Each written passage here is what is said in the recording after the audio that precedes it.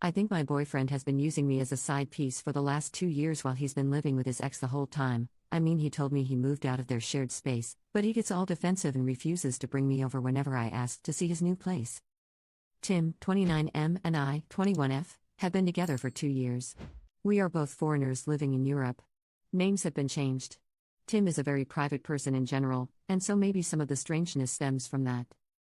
In order to explain everything, I think I have to start at the very beginning. Tim and I met at an event for native English speakers after each of us having lived here for a year. We hit it off immediately. Later that week we went to a pub crawl with other people from the event and hooked up. Only a few days later we decided to meet up again, but when trying to decide if it'd be at my place or his, he told me it has to be mine and he'll explain why later. For the record, I do not live in an ideal situation to be having people, much less men, over, and he was completely aware of the situation. He came over and told me that he is currently still living with his ex-girlfriend of about 3 months. He had his own room and everything, but because he had prepaid for 6 months of rent to lend her some money, he was staying there. Okay, so yeah, I know this is weird. But who am I to judge? He says they are definitely broken up and I'm just sleeping with the guy right now, so whatever. A few weeks go by, and we decide to start dating exclusively and officially. He says he's just living with his ex, who we'll name Stephanie, temporarily for another 3 months, and then he'll find another place. Alright, so it's a weird situation, but I trust him, and he'll leave in 3 months.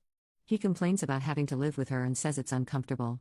He also told me why they broke up, which was because he caught her cheating on him with her ex at a party. So I'm not worried about them getting back together. I'm not 100% comfortable with the situation, but it's manageable. A few months pass and Tim doesn't move out. He says he's now got his own little apartment in the same house, but that it's so much better for him to stay there because he doesn't have to buy any furniture and the rent is cheap. Remember, we're foreigners, so buying a ton of furniture that you're just going to have to sell when you leave is annoying. He eventually starts saying that he's going to bring me over there to show me that they're living separately and whatnot. Long story short, that never happened. Every time I asked him to ask her about it, he'd say that she'd get upset and blah blah blah.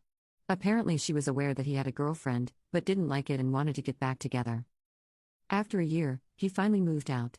Not into his own place, but into the spare room at his buddy's house. I had been to this buddy's place before, only once, though, and that has been the one and only time I've ever met one of his non-mutual friends, which is suspicious and strange on its own. I didn't help with the move, not for lack of trying, so no, I never saw him move his stuff there. Again, this was a temporary solution until he found a place of his own. Through various circumstances, company being bought out which lead to job insecurity, him being extremely picky about finding an apartment, he has still yet to move into a place of his own. It's been about 10 months since he moved into his buddy's place, and I've yet to be there, even though I've asked many times. He always says yes, but then later says that he doesn't want to intrude or be a nuisance, etc. So essentially, I've never seen where he lives. Those things, along with me never having met his friends or Skyped with his family, are the underlying basis for my suspicion, but here's where the real stuff comes. Last night, when I couldn't sleep, I went Facebook stalking. I searched for tagged photos of Tim because I know he's weird about his Facebook and doesn't let tagged pictures and posts show up on his wall. While going through the pictures, I found 3 pictures of him while he was visiting home over the summer. In each of the 3 pictures, there is a girl, who is untagged, and sitting next to Tim. In 2 of the 3 pictures his arm is around her, but the pictures are more posed and everyone's arms are around each other. 2 of the pictures are with friends, so I figured she's a friend from home, no big deal. In 1 picture though, they are with his sister and her husband and daughter. So a much more intimate picture. I do not know what Stephanie looks like, and she doesn't have Facebook. I can't find a picture of her through Googling. But I think this girl might be her. I don't know exactly why I think that, but I do. I did some more Google research and found Stephanie's grandmother's obituary. She died in January? So after Tim would have moved out of the house and definitely after they should have been broken up. And yet, on the obituary his name is listed next to Stephanie's as members of the family. I do know that he was close to the grandmother and that she left him stuff in her will, but still I'm suspicious. If what I suspect is true, that means that he was able to hide this from me and her for 2 years, which is honestly just impressive. Right now, though, I'm stuck.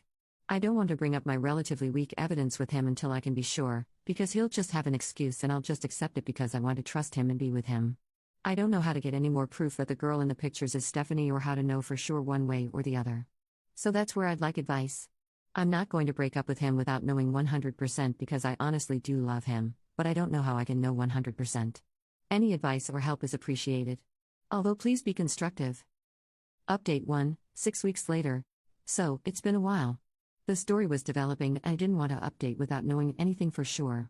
I never expected my post to get so much attention, and minus the few comments and PMs about being a slut, I really appreciate all of the input everyone had, and I read every single comment and message.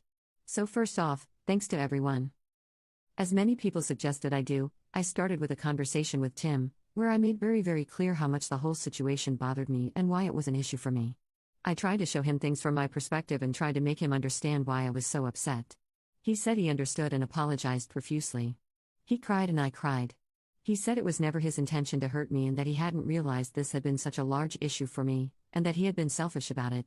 He said it was all going to change and that I would meet his friends and see where he's staying, and get to Skype with his family, etc. etc. He said I was the most important part of his life here and that he can't imagine his life without me in it. He said he wants to find an apartment for us to live together and that when I'm done with school, he wants to go back home together for good. He also told me that the girl in the pictures was an old family friend, and that he was in the obituary because he still is close with the family and they still wish I was a part of the family. I decided to wait and see if he actually held up his end of things this time, and so we made up and all was well. What I didn't mention is that during my snooping phase before this conversation, I found the phone number to the landline where Stephanie lives and decided to give it a call asking for Tim. Stephanie's dad answered, and when I asked for Tim, he told me to call his cell phone because this was the landline. So, not exactly helpful. Before you guys freak out about the dad thing, the house is like a duplex where the parents have their own half and Stephanie has her own half. This is not uncommon in small villages here. A couple days after Tim and I talked, he texted me asking if I had called Stephanie's house asking for him. I decided not to lie and admitted it.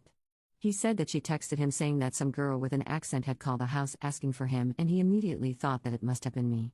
I explained that I did it because I felt desperate for answers and just wanted to know what was going on. I also told him that it was inconclusive. He got very upset and said I had betrayed his trust and that I was acting like an insane person. He isn't exactly wrong about that part, but I explained that I felt forced to take such actions because I felt like I was never going to get any answers any other way. I apologized for the invasion of privacy and for bothering Stephanie and her family.